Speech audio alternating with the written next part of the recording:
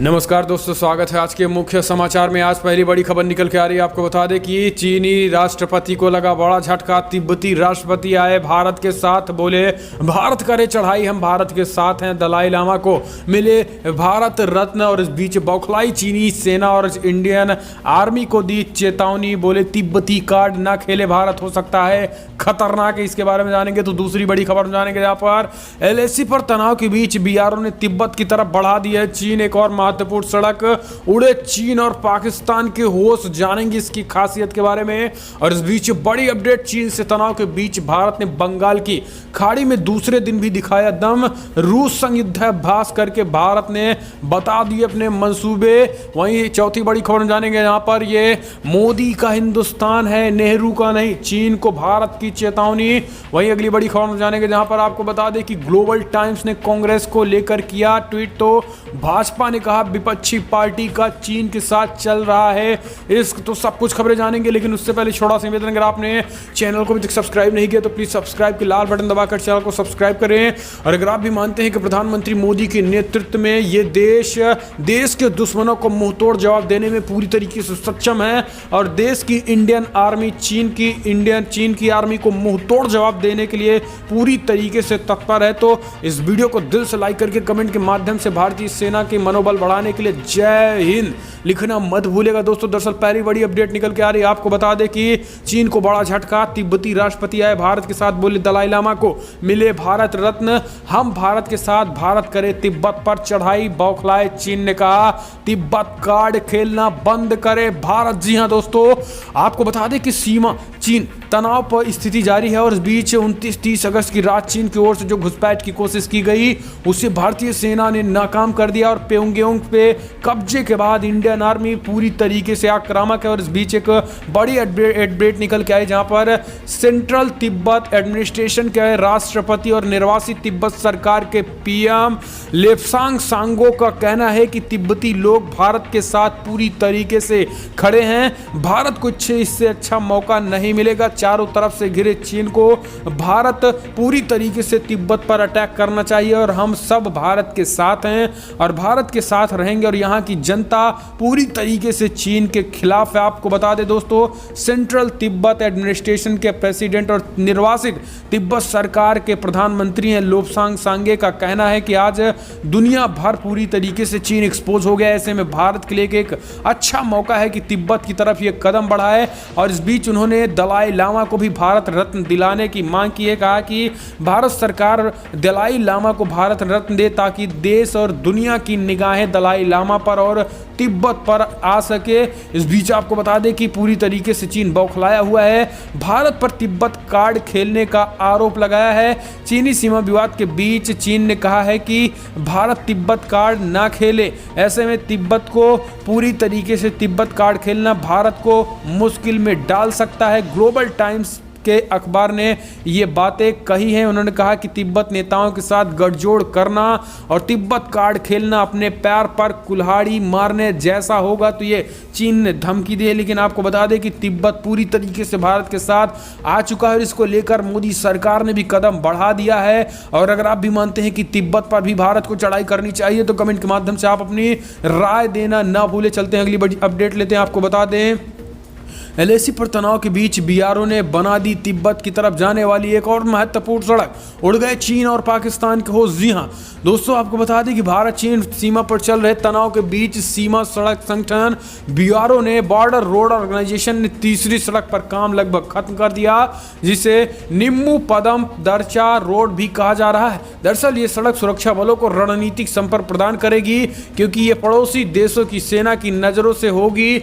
दो अन्य सड़कें श्रीनगर कारगिल लेह रोड और मनाली सरचुल रेड रोड अंतरराष्ट्रीय सीमा के करीब है। इसके साथ ही ये रोड तिब्बत की तरफ भी जाती है। और आपको बता दें कि अक्साई चीन तक भी रोड बनाने का बीआरओ ने ऐलान किया और तिब्बत से गुजर कही जाएगी, यानी बॉर्डर से सटे तिब्बत पर यह जाना कहीं ना कहीं चीन और पाकिस्तान के होश उड़ा दिए हैं। जब से चीन को इस सड़क के बारे में पता चला वो तिब्बत कार्ड खेलने का आरोप लगा दिया भारत पे और अब पूरी तरीके से चीन चौकन्ना हो गया और उसे लग रहा है कि अब तिब्बत हाथ से निकल गया है। जी हां दोस्तों, चीन को लगने लगा कि अब तिब्बत हाथ से निकलने वाला है। यही कारण है कि वो अपने सैनिकों को तैनात कर रहा है। तो दोस्तों हम चलते हैं, अगली अपडेट लेते हैं। आपको बता दें कि चीन ने तनाव के बीच भारत ने बंगाल की खाड़ी में दूसरे दिन दिखाया दम। रूस संग किया युद्धाभ्यास, जाहिर कर दिए भारत ने अपने इरादे, नहीं हटेंगे 1 इंच पीछे। दरअसल भारत और रूस के नौसेनाओं ने शनिवार को बंगाल की खाड़ी में एक दूसरे संयुक्त युद्धाभ्यास किए।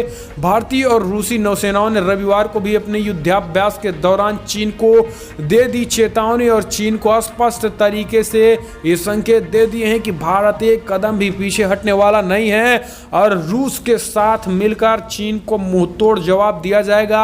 चारों तरफ से घिरे चीन को भारत 1 इंच नहीं बख्शने वाला है। यही कारण है कि कल दोनों सेनाओं के ने इंद्र नौसेना अभ्यास के 11वें सत्र के तहत यह अभ्यास किया है। हम चलते हैं, अगली अपडेट लेते हैं। दोस्तों चीन को समझना चाहिए कि ये नेहरू का भारत नहीं, प्रधानमंत्री मोदी का हिंदुस्तान है। जी हां, दरअसल बीजेपी के राज्यसभा सांसद हरिनाथ सिंह यादव ने रविवार को रक्षा मंत्री राजनाथ सिंह के चीनी रक्षा मंत्री जनरल वो फेंग के साथ बैठक के बाद बड़ा बयान दिया है। उन्होंने कहा है कि 1962 का भारत नहीं, ये 2020 का मोदी का हिंदुस्तान है और इस हिंदुस्तान पर बुरी नज़र डालने वाले पूरी तरीके से मिट्टी में मिल गए हैं और मिट्टी में आने वाले समय भी मिल जाएंगे। इसलिए चीन को समझना पड़ेगा कि भारत से टकराने के लिए सबसे पहले 56 इंच के छाती से टकराना होगा, उसके बाद भारत की सरजमीं पर कोई कदम बढ़ा पाएगा। तो अगर आप भी मानते हैं दोस्तों नेहरू के भारत से मोदी का भारत ज़्यादा मजबूत है तो कमेंट के माध्यम से अपनी राय दें। हम चलते हैं, अगली अपडेट लेते हैं। आपको बता दें कि बिग ब्रेकिंग ग्लोबल टाइम्स ने कांग्रेस को लेकर किया ट्वीट। भाजपा ने कहा विपक्षी पार्टी का चीन के साथ चल रहा है इश्क। जी हाँ, दरअसल आपको बता दें कि भाजपा ने शनिवार को चीनी घुसपैठ ग्लोबल टाइम्स की एक और रिपोर्ट के बहाने कांग्रेस पर हमला बोलना शुरू कर दिया है। भाजपा ने आरोप लगाया है कि दुश्मन देश भारत को निशाना बनाने के लिए कांग्रेस के कंधे का इस्तेमाल कर रहे हैं। भाजपा प्रवक्ता संबित पात्रा ने कहा कि जिस तरह से इश्क और मुस्क छिपाने नहीं छिप रहे हैं, ठीक उसी प्रकार से कांग्रेस और चीन के बीच चल रहे प्रेम के बारे में सभी को पता चल गया है। इसके साथ ही उन्होंने कांग्रेस और चीन की कम्युनिस्ट पार्टी के बीच भी कथित समझौते के बारे में जानकारी मांगी है। यह बड़ी अपडेट। हम चलते हैं, अगली अपडेट लेते हैं। इजराइल प्रतिनिधि मंडल का संयुक्त अरब अमीरात में शाही स्वागत के बीच चिढ़ा ईरान, बोला देशद्रोह और गद्दारी कर रहे मुसलमानों से। इजरायली प्रतिनिधि मंडल संयुक्त अरब अमीरात यूएई पहुंच गया। यूएई में इजरायल प्रतिनिधि मंडल का शाही स्वागत हुआ। कोरोना महामारी के बीच दोनों देशों के प्रतिनिधि मंडल कूटनीतिक, व्यापार, विज्ञान और प्रौद्योगिकी के क्षेत्र में कई मुद्दों पर समझौता किया।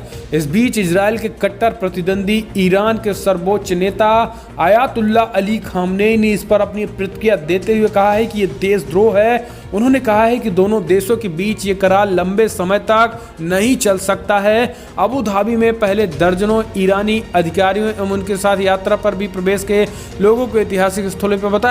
हम चलते हैं, अगली अपडेट लेते हैं। वुहान से कोरोना का दाग छुड़ाने में जुटा चीन, ब्रांडिंग से चमका रहा है शहर की छवि। दरअसल वैश्विक महामारी कोरोना वायरस की जन्मस्थली रहे वुहान शहर को लेकर चीन फिर से प्रोपोगेंडा रच रहा है और इसलिए आपको बता दें कि वो अपने दाग को छुड़ाने के लिए नए नए तरकीब कर रहा है। इस बीच स्कूलों को खोल रहा है और ताकि वैश्विक प्रचार हो सके और ये लगे कि फिलहाल वुहान से कोरोना पूरी तरीके से खत्म हो गया है। इसके साथ ही म्यूजिक फेस्ट का भी आयोजन कर रही है सरकार ताकि लोग पार्टी कर सकें और जो अर्थव्यवस्था है वो कहीं ना कहीं बूस्टअप कर सके। इसके साथ ही चीन के वुहान में पर्यटन को भी फ्री किया गया है।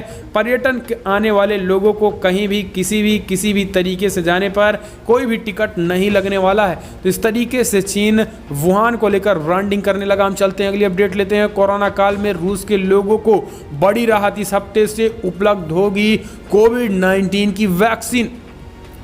दुनिया भर में कोरोना वायरस के मामले रोजाना तेजी से बढ़ रहे हैं। ऐसे में पिछले महीने रूस ने कोरोना वैक्सीन स्पुतनिक 5 लॉन्च करके लोगों में वैक्सीन को लेकर उम्मीदें जरूर बढ़ा दी हैं। अब रूस के प्रमुख अधिकारी ने बताया कि स्पुतनिक 5 को इस हफ्ते आम नागरिकों के लिए उपलब्ध करा दिया जाएगा। शुरुआती कुछ दिनों तक रूसी कोरोना वैक्सीन फ्रंटलाइन वॉरियर के लिए उपलब्ध होगी। रूस न्यूज एजेंसी टास ने एक्सपर्ट डेनिस लोगुनोव के हवाले से बताया है कि स्पुतनिक 5 वैक्सीन के व्यापक इस्तेमाल के लिए स्वास्थ्य मंत्रालय ने हरी झंडी दे दी है और अब इसे जल्द उपलब्ध कराया जाएगा। और आपको बता दें दोस्तों, रूस की जनता के लिए रूस की कोविड-19 का ऐलान कर दिया गया। हम चलते हैं अगली अपडेट लेते हैं। आपको बता दें कि बौखलाया इमरान खान विदेशी मीडिया के सामने रोने लगा कश्मीर का। जी हां, पाकिस्तान के प्रधानमंत्री इमरान खान ने अल जजीरा को दिए इंटरव्यू में कहा कि सेना के साथ उनके संबंध बेहद अच्छे हैं और सेना उनकी सरकार की हर नीति का समर्थन करती है। इमरान खान ने कहा है कि चाहे भारत हो या अफगानिस्तान, सेना हमेशा हमारे साथ खड़ी है। इस इंटरव्यू में इमरान खान से कश्मीर समेत कई मुद्दे पर सवाल पूछे गए तो उनकी झल्लाहट साफ नजर आई। दरअसल सेना को लेकर अल जजीरा ने पूछा है कि पहले की सरकार कठपुतली होती थी पाकिस्तानी सेनाओं की, लेकिन इस बार कुछ उल्टा है और ये आप चुनने से पहले ही लोग मान गए थे कि आप कठपुतली हैं सेना की, क्योंकि सेना आपको लड़वाई है पाकिस्तान की सेना। जिस पर बौखलाए इमरान ने कहा कि फिलहाल पाकिस्तान की सेना हमारे साथ है और 1 इंच भी हमसे बगावती रुख नहीं है। इसके साथ ही कश्मीर को लेकर जब सवाल पूछा गया तो उन्होंने कहा कि कश्मीर के मुद्दे पर पूरी दुनिया ने हमें साथ नहीं दिया, जबकि पूरी दुनिया भारत के साथ खड़ी रही। ऐसे में हम कश्मीर मुद्दे को कहीं न कहीं हारे हैं, वरना हम कश्मीर पर पूरी तरीके से चढ़ाई कर दिए होते। तो कश्मीर राग एक बार फिर से इमरान खान ने रोया है। हम चलते हैं अगले अपडेट। सुब्रमण्यम स्वामी का बड़ा बयान, बोले चीन ने तिब्बत बॉर्डर पर तैनात किए सुखोई, हमें तैयार रहना होगा पूरी तरीके से मुंहतोड़ जवाब देने के लिए। दरअसल लाइन ऑफ एक्चुअल कंट्रोल पर हालात तनावपूर्ण होते जा रहे हैं। भारत और चीन की सेनाएं आमने सामने। इस बीच बीजेपी सांसद सुब्रमण्यम ने दावा किया कि चीन ने अपने रूस निर्मित सुखोई विमान को तिब्बत बॉर्डर पर तैनात किया है। उन्होंने कहा कि हमें प्रतिशोध के लिए तैयार रहना होगा, क्योंकि तिब्बत बॉर्डर पर जिस तरीके से भारत ने सक्रियता बढ़ाई है, ऐसे में चीन ने सुखोई तैनात कर दिया है। लेकिन भारत अगर कदम आगे बढ़ाएगा तो वो सोची समझी रणनीति के तहत ही तिब्बत की तरफ आगे कदम बढ़ाएगा। हम चलते हैं अगली अपडेट लेते हैं दोस्तों। बड़ी अपडेट, जहां पर महाराष्ट्र में मातोश्री को बम से उड़ाने की धमकी, बड़ी सुरक्षा व्यवस्था, दुबई से लैंडलाइन पर फोन आने का दावा। जी हां दोस्तों, महाराष्ट्र में मातोश्री को बम से उड़ाने की धमकी दी गई है। आपको बता दें, मातोश्री राज्य के मुख्यमंत्री उद्धव ठाकरे का घर है। यह भी कहा जा रहा है कि फोन करने वालों ने मुख्यमंत्री उद्धव ठाकरे को भी जान से मारने की धमकी दी। बताया जा रहा है कि किसी अज्ञात शख्स ने सीएम को फोन करके धमकी दी है। इस खबर के सामने आने के बाद मुंबई पुलिस इसकी जांच में जुट गई है। तो कुछ मीडिया रिपोर्ट में बताया जा रहा है कि दुबई से सीएम के घर पर धमकी भरे 4 फोन कॉल आए हैं, जिसमें उद्धव ठाकरे को उड़ाने की धमकी दी गई और धमकी देने वाले का शख्स अपना नाम दाऊद बताया है। उनके घर को बम से उड़ाने की धमकी के बीच मातोश्री में सुरक्षा व्यवस्था कड़े कर दिए गए हैं।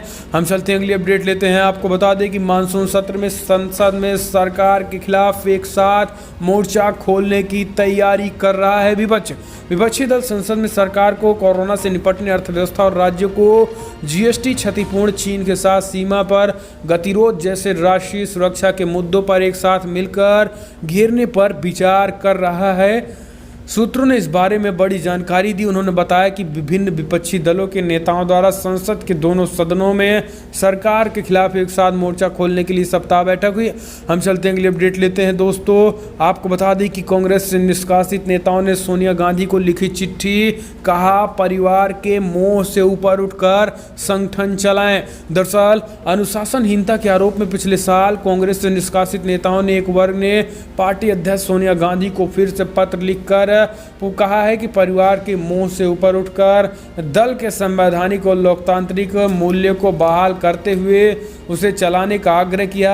आपको बता दें कि इसमें पूर्व सांसद संतोष सिंह, पूर्व मंत्री सत्यदेव त्रिपाठी समेत 9 नेताओं ने सितंबर को पार्टी अध्यक्ष सोनिया गांधी को पत्र लिखा है। तो दोस्तों ये बड़ी अपडेट है। हम चलते हैं अगली बड़ी खबर लेते हैं। आपको बता दें कि बिहार चुनाव को लेकर बड़ी अपडेट, निश्चय संवाद संग नीतीश करेंगे चुनावी कैंपेन का आगाज। एक वक्त का पर 10 लाख लोगों तक पहुंचे बनाने का है मेगा प्लान। जी हाँ, बिहार में अक्टूबर नवंबर में होने वाले विधानसभा चुनाव के लिए कमर कस ली गई है और कल 7 सितंबर यानी आज 7 सितंबर को प्रदेश के मुख्यमंत्री नीतीश कुमार 11:30 बजे से वर्चुअल रैली निश्चय संवाद करेंगे। हालांकि ये रैली पहले भी आज ही होनी थी, लेकिन आपको बता दें कि पूर्व राष्ट्रपति प्रणब मुखर्जी के कारण नहीं हो पाई थी और आज ये रैली होने जा रही है। नीतीश कुमार की तरफ से ये बड़ा ऐलान किया गया है। तो दोस्तों हम चलते हैं अगली अपडेट लेते हैं। आपको बता दें भारत की मार से बौखलाया चीन, हुआ अरबों डॉलर का नुकसान, अर्थव्यवस्था पूरी तरीके से हुई चौपट। दरअसल भारत और चीन के बीच सीमा पर तनाव बढ़ रहा है। वहीं मोदी सरकार ने चीन को सबक सिखाने के लिए ऐसे फैसले ले रहे हैं जिसमें चीन बौखलाया हुआ है, क्योंकि भारत की मार उसे अरबों डॉलर के नुकसान हो रहा है। एक रिपोर्ट के मुताबिक भारत ने चीन के 200 से ज़्यादा पॉपुलर चीनी ऐप्स पर पाबंदी लगा दी है, जिसमें चीन को भारी नुकसान हुआ है तथा भारत के बाजार में उसकी पकड़ भी धीरे धीरे कमज़ोर होती जा रही है और चीन का साम्राज्य खत्म होता जा रहा है। चीनी अखबार ग्लोबल टाइम्स के अनुसार टिकटॉक और हेलो के भारत में बैन से चीन लगभग 45,000 करोड़ रुपए का नुकसान हुआ है। लेकिन इस बीच बची खुची कसर पबजी ने पूरा कर दिया। पबजी के पूरी तरीके से भारत में बैन होने के बाद 2.5 लाख करोड़ का नुकसान हो गया, जिसके बाद अब पबजी, टिकटॉक क्या चीन पूरी तरीके से अर्थव्यवस्था कमज़ोर होती दिख रही है और कंगाली की कगार पर जा रहा है चीन। हम चलते हैं अगले अपडेट लेते हैं। आपको बता दें कि रक्षा मंत्री राजनाथ सिंह अचानक पहुंचे तेहरान, ईरान। यहाँ पर ईरान के रक्षा मंत्री से की मुलाकात, सुखद रही बातचीत, चीन को लगा बड़ा झटका। शंघाई सहयोग संगठन की बैठक में चीनी रक्षा मंत्री से मुलाकात के बाद रक्षा मंत्री राजनाथ सिंह के अचानक तेहरान में रुकने का कार्यक्रम और कई अन्य अघोषित कार्यक्रमों ने पड़ोसी देश को कूटनीतिक संदेश दे दिया। भारत और चीन के बीच कूटनीतिक कवायद का अभी तक बहुत असर नहीं हुआ। अब सबकी निगाहें एससीओ में जयशंकर और वांग यी के प्रस्तावित यात्रा पर टिकी है। लेकिन आपको बता दें कि शंघाई सहयोग संगठन की बैठक में भाग लेने रूस की राजधानी मॉस्को गए राजनाथ सिंह शनिवार को भारत के लिए रवाना हुए। फिर उन्होंने 3 दिवसीय के समकक्षों से मिलने के लिए अपनी यात्रा को आगे बढ़ाया और राजनाथ सिंह इसके बाद मॉस्को से सीधे तेहरान पहुंच गए। तेहरान में ईरान के रक्षा मंत्री ब्रिगेडियर जनरल और आमिर हातमी से मिले और वे रात्रि में प्रवास किया और इसके साथ ही बैठकों में हिस्सा लेने के बाद रक्षा मंत्री राजनाथ सिंह ने ट्वीट किया कि ईरान के साथ हमारी बैठक पूरी तरीके से सफल हुई है और इसको लेकर भारत ईरान की दोस्ती और भारत ईरान आगे की तरफ कदम बढ़ाने के लिए तत्पर हैं। हम चलते हैं अगली अपडेट लेते हैं। चीन के अगले कदम पर भारत की नज़र। अगले हफ्ते हो सकती है जयशंकर और वांग वी की मुलाकात। दरअसल भारत और चीन के बीच पूर्वी लद्दाख में सीमा विवाद जारी के बीच रक्षा मंत्री राजनाथ सिंह मॉस्को में थे और इस बीच चीनी समकक्ष से मुलाकात की है, जिसके बाद रक्षा मंत्री ने कड़ी नाराजगी जताते हुए चीन को 2 टूक कह दिया। उन्होंने कहा है कि हम अपनी शांति स्थापित करने के लिए किसी भी हद तक जा सकते हैं। ऐसे में चीन पूरी तरीके से डरा और बौखलाया हुआ है, लेकिन इस बीच चीन भारत की तरफ नज़र बनाए हुए और भारत की पल पल की अपडेट ले रहा है। और इस बीच अगले हफ्ते भी एस जयशंकर विदेश मंत्री और चीन के विदेश मंत्री वांग यी भी मुलाकात कर सकते हैं और लालैसी में हुई टकराहट की स्थिति पर एक बार फिर से विचार कर सकते हैं। हम चलते हैं अगली अपडेट लेते हैं। देशद्रोह की आरोपी हीर खान का सहयोगी सैफ कानपुर से हुआ गिरफ्तार। यूट्यूब पर भड़काऊ वीडियो पोस्ट करने के मामले में जेल भेजी गई सना और हीर खान का सहयोगी सैफ अंसारी गिरफ्तार कर लिया गया। पुलिस ने उसे उसके कानपुर स्थित घर से पकड़ा। वो सना के बनाए हुए वीडियोस को यूट्यूब चैनल पर अपलोड करता था। पुलिस इस बात की जांच में जुटी हुई है कि उसका किसी संगठन से कोई कनेक्शन तो नहीं था। खुल्दाबाद के नूरुल्ला रोड निवासी सना और फहीर खान से पुलिस रिमांड के दौरान हुए पूछताछ में उसके कानपुर निवासी सहयोगी सैफ अंसारी के बारे में पता चला, जिसके बाद उसकी पुलिस तलाश में जुट गई है। मुखबिर की सूचना पर कानपुर के गोना कब्रिस्तान कैंट थाना के रेल बाजार निवासी सैफ को गिरफ्तार किया गया। पुलिस ने बताया कि वो कपड़ों की सिलाई काम करता है। पूछताछ में पता चला कि गुजरात के सूरत में रहकर दर्जी का काम करता था। इस दौरान सोशल मीडिया के जरिए सना और हीर खान के संपर्क में आया। लॉकडाउन के दौरान काम बंद होने की वजह से कानपुर आ गया और फिर हीर के बनाए वीडियोज़ को यूट्यूब चैनल पर अपलोड करने लगा। हीर की यूट्यूब चैनल भी उसी के नाम से बनाए गए हैं। फिलहाल ये नहीं पता चला कि सैफ किसके कहने पर हीर के वीडियो सोशल मीडिया पर अपलोड करने का काम करता था। पुलिस इस बात की जांच में जुटी है और उसका किसी संगठन से कोई जुड़ाव तो नहीं है, ये भी जांच की जा रही है। हम चलते हैं, अगली अपडेट लेते हैं। पाकिस्तानी खुफिया एजेंसी ISI का अधिकारी है हिजबुल आतंकी सलाउद्दीन सैयद। दस्तावेजों ने खोली बड़ी पोल, चीन हुआ पाकिस्तान हुआ पूरी तरीके से एक्सपोज। जी हाँ, पाकिस्तान की ओर से जम्मू कश्मीर में आतंक फैलाने वाली पाकिस्तानी एजेंसियों और आतंकियों के बीच सांठगांठ की खबर से हर कोई वाकिफ़ है, लेकिन पाकिस्तान हमेशा इससे इनकार करता आया है और अब इस बार भी सच से जुड़ा एक पुख्ता दस्तावेज भारतीय एजेंसियों के हाथ लगा है। भारतीय सुरक्षा एजेंसियों में नया एक दस्तावेज हासिल हुआ जो पाकिस्तान की इंटर सर्विसेज इंटेलिजेंस के साथ आतंकी संगठन हिजबुल मुजाहिदीन के प्रमुख सलाउद्दीन की निकटता की पुष्टि करता है। यह दस्तावेज अक्टूबर में financial action task force FATF की बैठक से पहले भारत के हाथ लगा है। इससे उम्मीद की जा रही है कि FATF में पाकिस्तान का शिकंजा थोड़ा और कस सकता है। भारतीय एजेंसियों के हाथ जो दस्तावेज लगे हैं उनमें हिजबुल मुजाहिदीन के प्रमुख सैयद सलाउद्दीन को उनकी खुफिया एजेंसी ISI का अधिकारी बताया गया है। ये कागजात उसे पाकिस्तान में बिना रोक टोक घूमने की इजाज़त देने के लिए बनाया गया था। तो अब आप समझ सकते हैं कि पाकिस्तान किस हद तक गिर सकता है।